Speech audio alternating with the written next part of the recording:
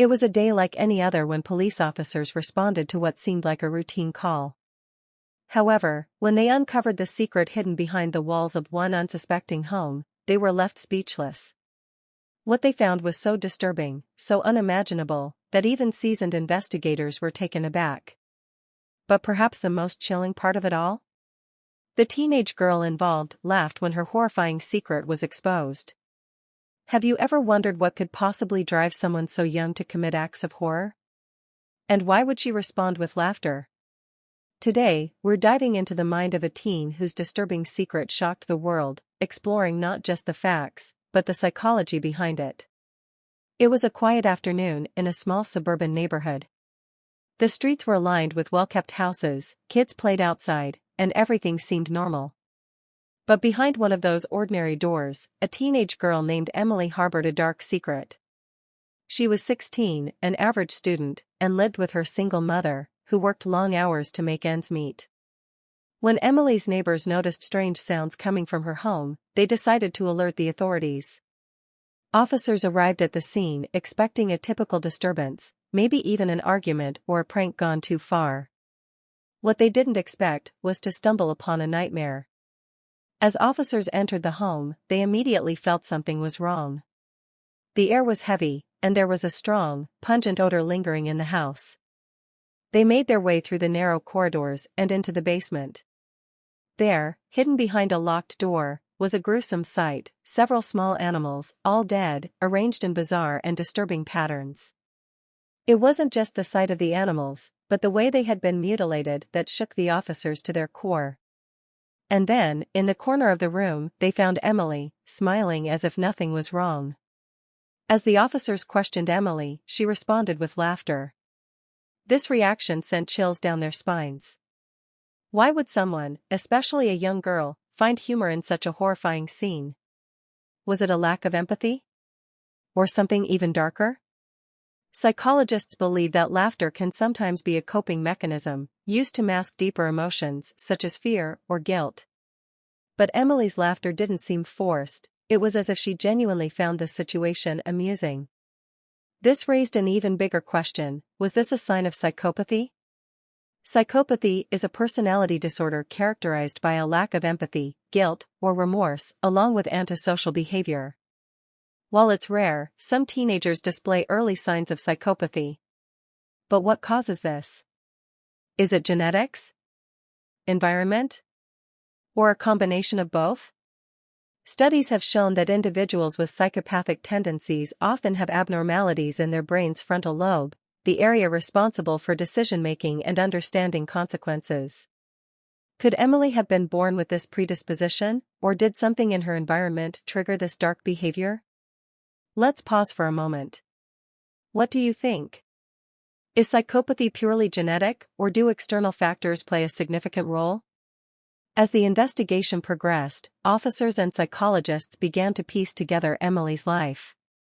She had a troubled childhood, growing up with an absent father and a mother who worked multiple jobs. She was often left alone, with little supervision. This isolation could have fueled her dark tendencies, but there was more to the story. At school, Emily was quiet and kept to herself, but teachers noted that she displayed an unusual fascination with death and animals.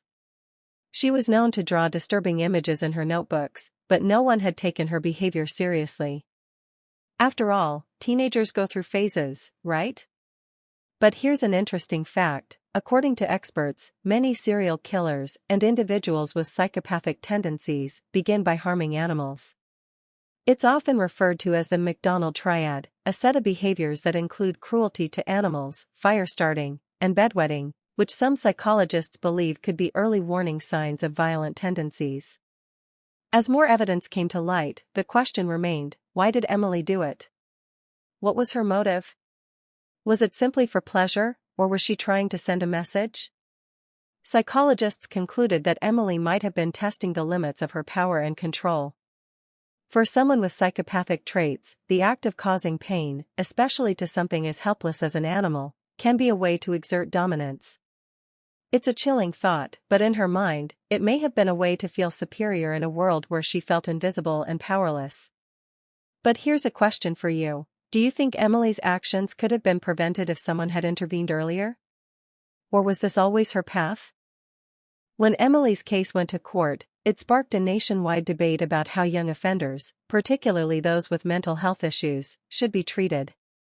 Should they be tried as adults, or should they be given a chance at rehabilitation? Emily was sentenced to a juvenile detention center where she would receive psychological treatment. However, many people questioned whether someone with her mindset could ever truly be rehabilitated. Could therapy and counseling reverse the damage that had already been done, or was Emily beyond saving? Emily's story is a reminder of the hidden darkness that can sometimes lurk behind the most innocent faces. It also raises important questions about mental health, early intervention, and the responsibilities of parents, teachers, and the community in recognizing warning signs. Could Emily have been stopped before her behavior escalated? What role does society play in preventing such tragedies? And most importantly, how do we balance justice and rehabilitation for young offenders with deep psychological issues? As we conclude this chilling story, it's important to remember that while Emily's case is shocking, it's not entirely unique.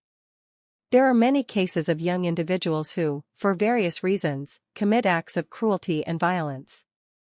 The key is understanding the root causes and addressing them early, before it's too late. What do you think? Should society focus more on rehabilitation, or should the punishment fit the crime, regardless of age? Let us know your thoughts in the comments below. And remember, the scariest monsters aren't always the ones we read about in books or see in movies. Sometimes, they're hiding in plain sight. If you enjoyed this video and want to hear more true crime stories, don't forget to like, subscribe, and hit that notification bell so you never miss an upload. Thanks for watching, and until next time, stay safe.